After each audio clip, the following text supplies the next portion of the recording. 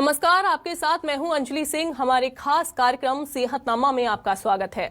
इस कार्यक्रम में हम आपकी सेहत और उससे जुड़ी समस्याओं के बारे में बात करते हैं। आज हमारे साथ जुड़ रही हैं स्त्री रोग विशेषज्ञ डॉक्टर अंकिता महाजन यादव, जो महिलाओं से जुड़ी बीमारियों और इसके बचाव के बारे में जानकारी देंगी।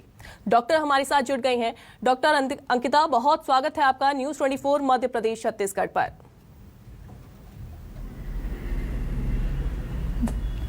Thank you ji. Doctor Ankita, शुरू से ही हम देखते हैं कि महिलाओं को काफ़ी परेशानियों का सामना करना पड़ता है। कौन कौन सी ऐसी बीमारियां होती हैं, कौन कौन सी ऐसी समस्याएं होती हैं जो शुरू से ही महिलाएं उनसे जूझती हैं? देखिए, शुरू से जब महिलाएं जूझती हैं तो उसमें ये दिक्कत होती है कि स्टार्टिंग में जब बच्चियां शुरुआत में पीरियड्स में होना शुरू होती है तो उन्हें एनीमिया बहुत कॉमन है हमारे वातावरण में। बच्चियों को एनीमिक होती हैं, पीरियड्स इरेगुलर होने की दिक्कतें बहुत ज़्यादा होती है, साथ में यूरिन इन्फेक्शन और पेल्विक इन्फ्लेमेटरी डिसीज या कैल्शियम डिफिशियंसी के कारण बैक एक बोन पेन होना बहुत स्वाभाविक है हमारी डे टू डे लाइफ में। तो इन सब का यही है कि आप तुरंत डॉक्टर को बताएं। ये सारी चीजें क्यूरेबल है, तो आप डॉक्टर से मिलिए और उससे चर्चा कीजिए। तो ये सब संबंधित चीजें आपको इससे आपको निजात पाया जा सकता है। इसके अलावा और कौन कौन सी चीज़ों का ध्यान भी रखा जा सकता है? क्योंकि ये भी हमने देखा है कि शुरुआत में अगर बच्चियों को पीरियड शुरू हो रहे हैं या फिर मेंस्ट्रुअल साइकिल अगर उनको शुरू हो गई है तो वो अक्सर अपने पेरेंट्स से इस बारे में बातचीत नहीं करती हैं। उस दौरान क्या कुछ पेरेंट्स को करना चाहिए? देखिए, सबसे ज़्यादा तो आजकल जो कॉमनली लड़कियों में देख रही हूँ मैं टीन एज में, पीसीओएस की दिक्कतें सबसे ज़्यादा है। पॉलीसिस्टिक ओवेरियन सिंड्रोम या डिसीज जिसे बोलते हैं, जिसमें महीने एकदम से रेगुलर नहीं होते हैं, एकदम से बच्ची का वजन बढ़ता है, शरीर पे मेल पैटर्न के हेयर ग्रोथ देखने को मिलती है। तो इसके लिए आजकल की जो खाने पीने का हमारा जो सिस्टम्स है उसमें आप कोशिश करें कि आप ज़्यादा फास्ट फूड की तरफ ना खा के संतुलित मात्रा का आहार लें।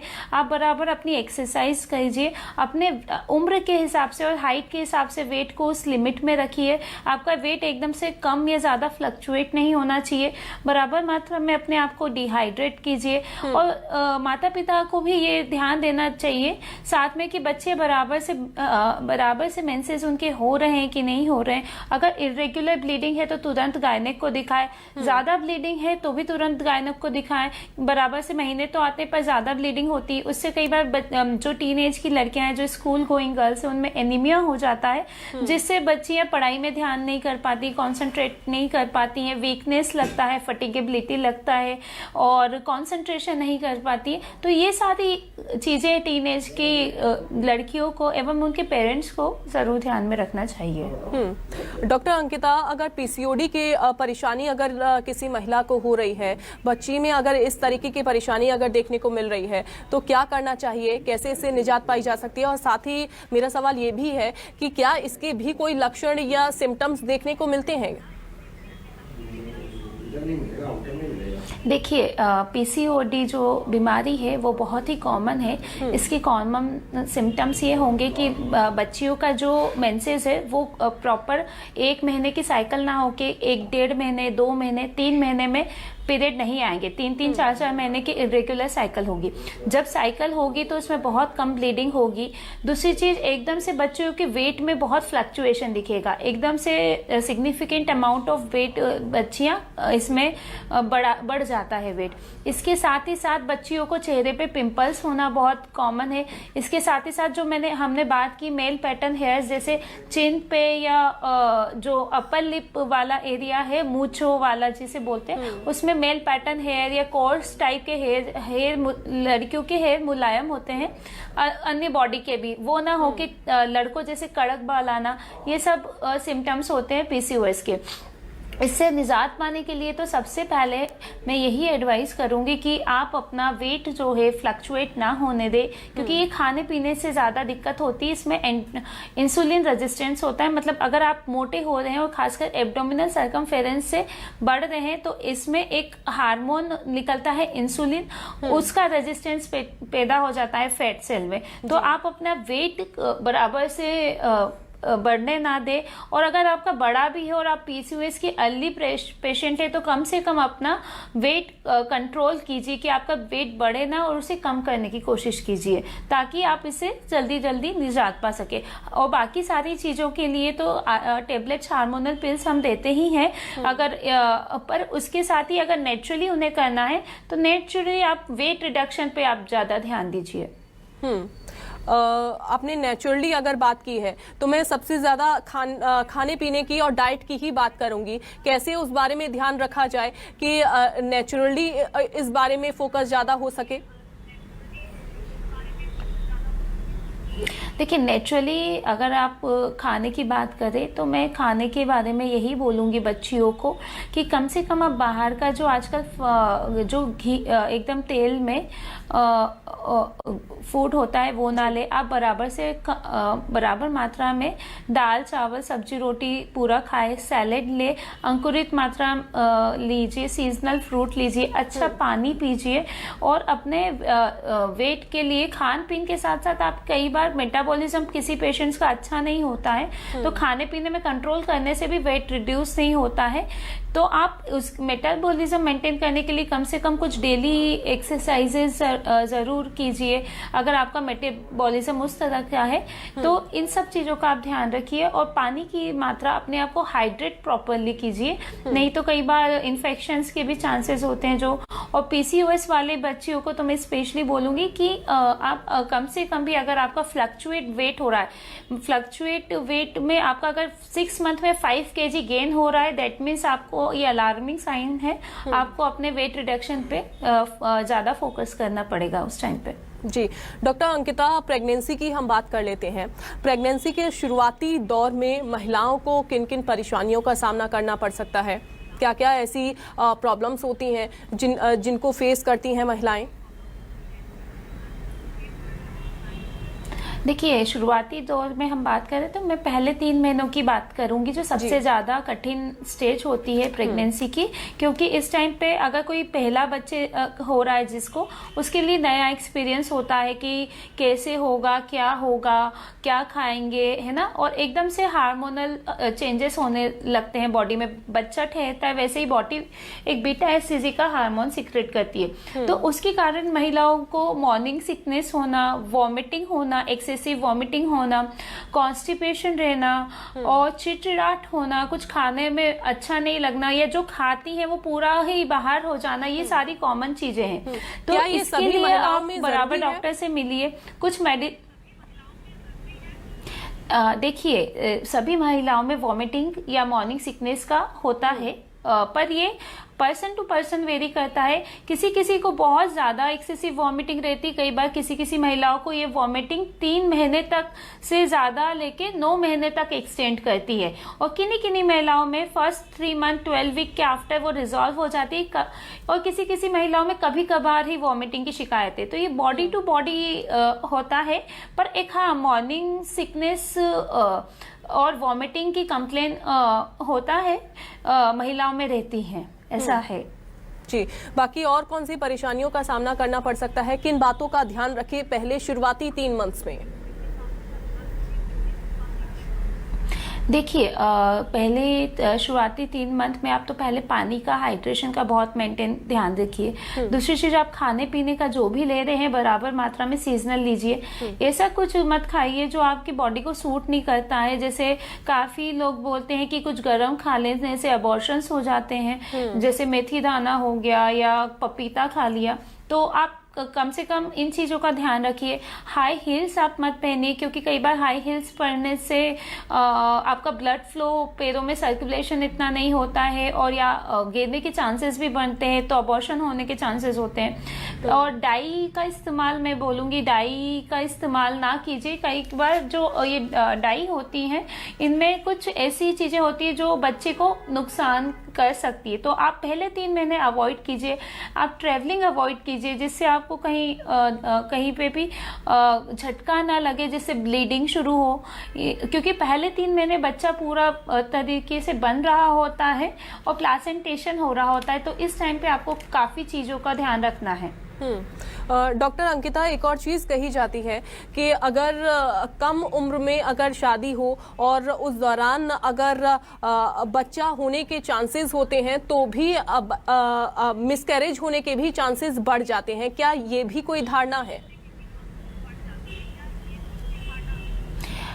देखिए, मिसकैरेज होना ये पर्सन टू पर्सन डिपेंड करता है। ऐसा कुछ नहीं है कि पहला बच्चा हुआ, कम उम्र में हुआ तो मिसकैरेज होने के चांसेस होंगे। पर हाँ, ये है कि अगर कम उम्र में बच्चा होता है तो उस टाइम पे शरीर इतना वैलिड परिपक्व नहीं होता है कि कई बार प्लासेंटेशन में गड़बड़ हो जाता है तो महिलाओं में, कम उम्र की महिलाओं में बीपी बढ़ने की शिकायत या कुछ और, बच्चे में डिफेक्ट या बार बार बच्चे की धड़कन ना आना, किसी चीज की शारीरिक कुपोषण के कारण, ये सारी चीजें देखने को मिल सकती है। क्रोमोसोमल एबनॉर्मलिटी देखने को मिल सकती है।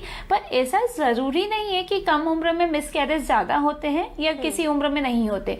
ये बॉडी टू बॉडी डिफर करता है, पेशेंट टू पेशेंट डिफर करता है कि उनकी क्या हिस्ट्री रही है, क्या बैकग्राउंड रहा है, तो उसका जिसके कारण उनके मिसकैरेज हो रहे हैं। हो सकता है उनको थायराइड की एबनॉर्मलिटी हो, उनको शुगर हो, उनको पहली प्रेगनेंसी में बीपी बढ़ रहा हो, क्योंकि ये बहुत कॉमन है अर्ली एज पे प्रेगनेंसी कंसीव करने में।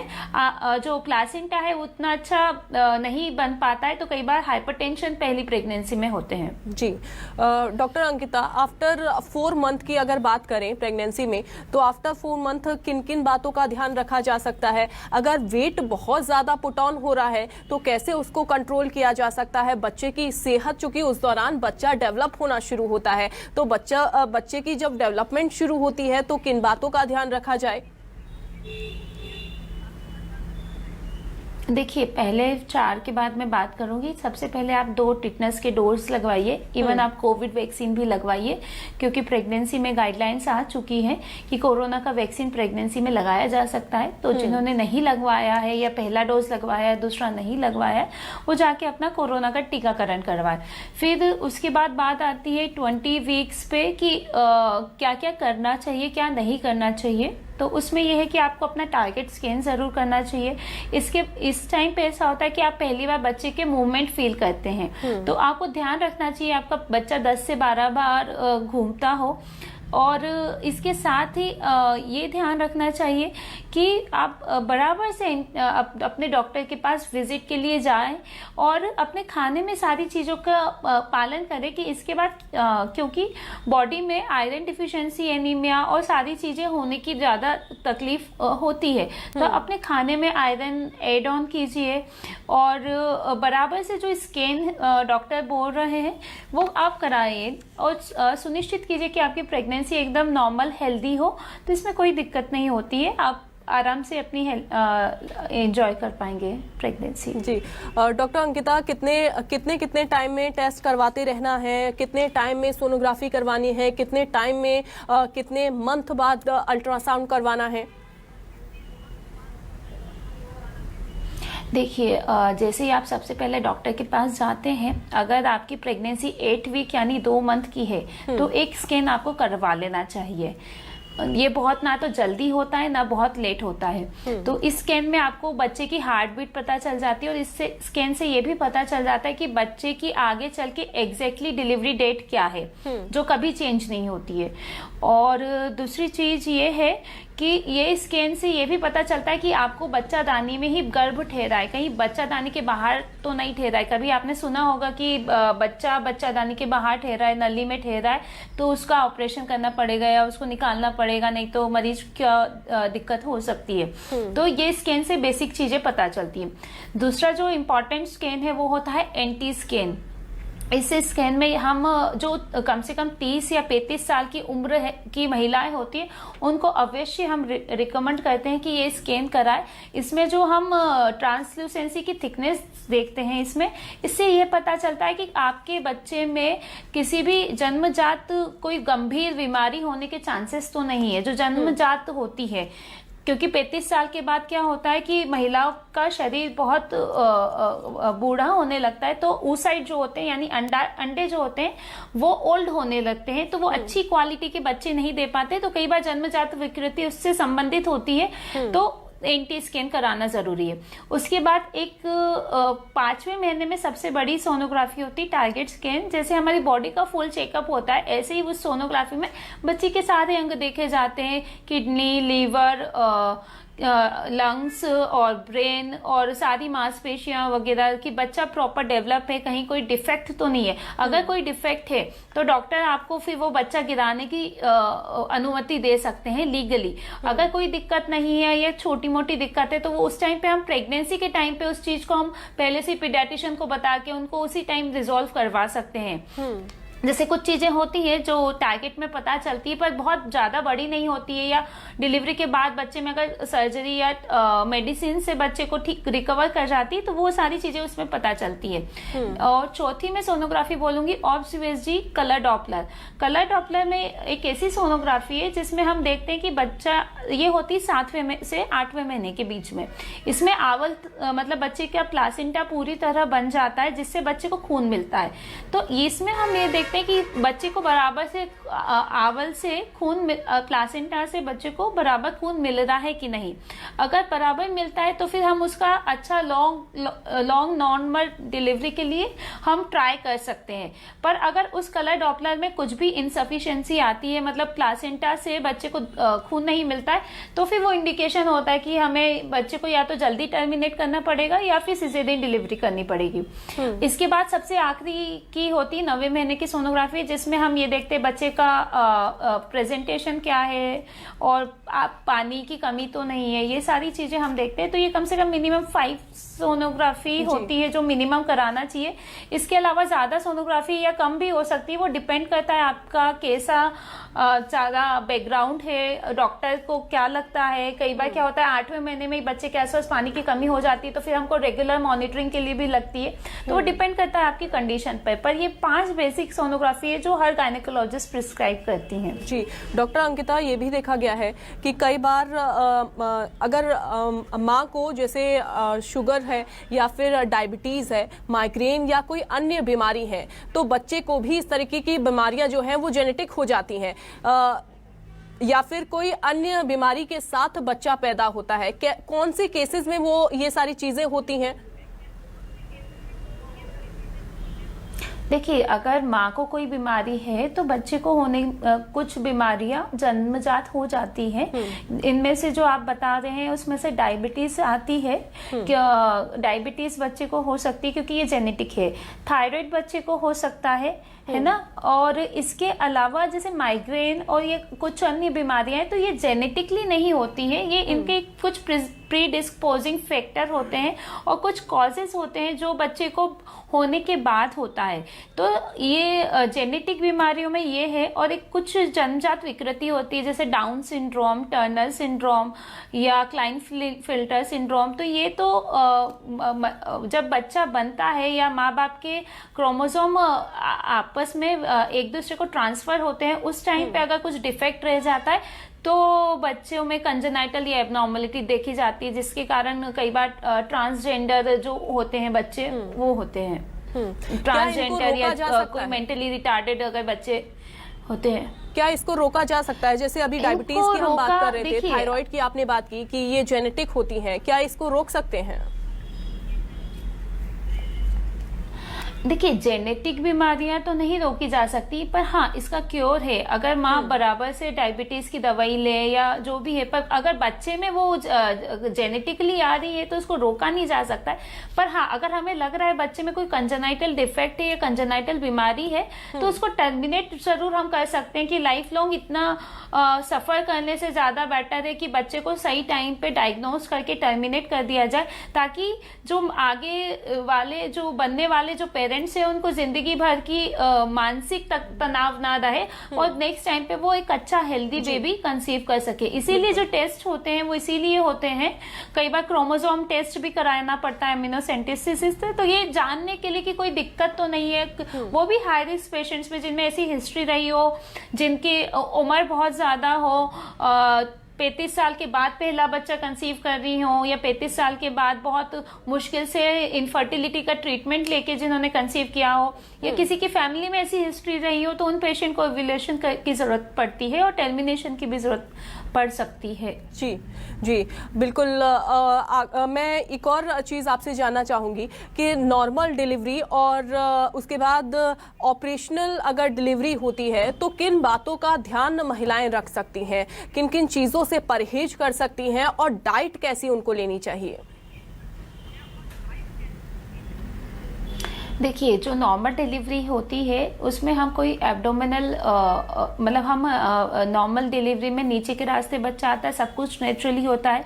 कभी कभी महिलाओं को एक कट आता है नीचे के रास्ते, तो हम बेसिकली उसी का महिलाओं को बोलते हैं कि उसका ध्यान रखे। पेट आपको ज़्यादा वाइड करके नहीं बैठना है और बहुत ज़्यादा प्रेशर नहीं लगाना है। लेटरिन बाथरूम के रास्ते कोई भारी वजन नहीं उठाना है, या बच्चों को पेट छोड़े करके दूध नहीं पिलाना है। और उस चीज का ध्यान रखना है। खाने में सब कुछ खा सकते हैं क्योंकि ऊपर से कोई अंदरूनी कट नहीं होता है बेसिकली नॉर्मल डिलीवरी में। तो जैसे ही डिलीवरी होती है उसके आधे घंटे में हम ब्रेस्ट फीडिंग की भी एडवाइस दे देते हैं, खाना पीना भी शुरू कर देते हैं और मोबिलाइजेशन का भी बोल देते हैं। बट ज्यादा मोबिलाइजेशन नहीं, सिर्फ रूम में मोबिलाइज कर सकती है पेशेंट। बाकी जब सीजर होता है तो सीजर में हम लोग लेयर्स कट करते हैं सिजेरियन सेक्शन में। तो उसमें ये होता है, कई बार बॉवेल हैंडलिंग होती है, एनेस्थीसिया भी दिया होता है पेशेंट को। तो एनेस्थीसिया के बाद पेशेंट को 8 घंटे तो कुछ भी नहीं खाना पीना होता है। उसके बाद हम धीरे धीरे पहले लिक्विड डाइट स्टार्ट करते हैं, फिर सॉफ्ट डाइट स्टार्ट करते हैं लाइक दाल, थूली, खिचड़ी, फिर उसके बाद धीरे से फुल डाइट स्टार्ट करते हैं। तो ये सब करना होता है। सिजेरियन वाले पेशेंट को ज्यादा ध्यान रखना पड़ता है क्योंकि एक तो पहले जो 10th डे तक जब तक उसके स्टिच नहीं कट जाते हैं कि कोशिश करें कि उस पर पानी ना लगे, उस पर पूरा ध्यान दे, पूरा हाइजीन मेंटेन करे। नहीं तो कई बार स्टिचेस खराब होने का चांसेस होता है पेशेंट के, अगर लापरवाही हो गई या कोई इन्फेक्शन हो गया, उस जगह पे पानी लग गया, बहुत दिन से पस आ रहा है, तो उस चीज का पहले ध्यान रखें। फिर उसके बाद मैं पेशेंट्स को पर्सनली एडवाइस करती हूँ कि 10 दिन तक आप कुछ ऐसा ना दे जिससे पेशेंट को कॉन्स्टिपेशन रहे, क्योंकि कॉन्स्टिपेशन रहने से पेशेंट जोर लगाएगा तो कई बार दिक्कतें हो जाती है। पेशेंट्स को बैक एक होना या कुछ भी आगे तकलीफ खड़ी हो जाती है अगर ज्यादा जोर लगाए, हेवी कुछ सामान उठा ले। आप सिजेरियन वाले पेशेंट को कम से कम भी 1 महीने का कंप्लीट बेड रेस्ट एडवाइस करती हूँ मैं। और उसके साथ साथ जो उनकी मेडिसिन भी ज्यादा चलती है ताकि अंदर पूरे स्टिचेस नए रहते हैं। और काफी ध्यान जो और जिनको ऑपरेशन से डिलीवरी होती है उनको ज्यादा महिलाओं को ध्यान रखना पड़ता है as compared to normal delivery के दौरान। बहुत शुक्रिया आपका डॉक्टर अंकिता, कीमती समय न्यूज़ 24 मध्य प्रदेश छत्तीसगढ़ को देने के लिए। और सेहतनामा में फिलहाल के लिए बस इतना ही, लेकिन बाकी खबरों के लिए आप देखते रहिए न्यूज़ 24 मध्य प्रदेश छत्तीसगढ़।